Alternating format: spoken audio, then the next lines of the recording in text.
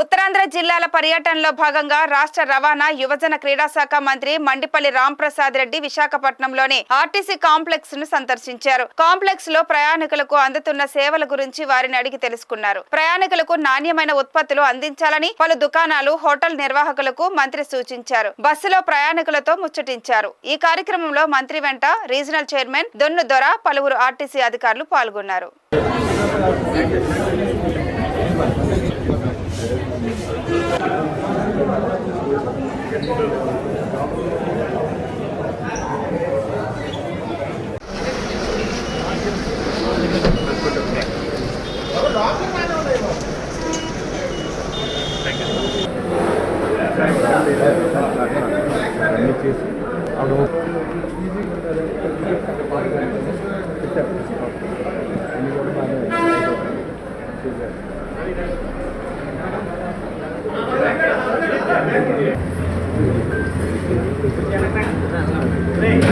తమ్ముడు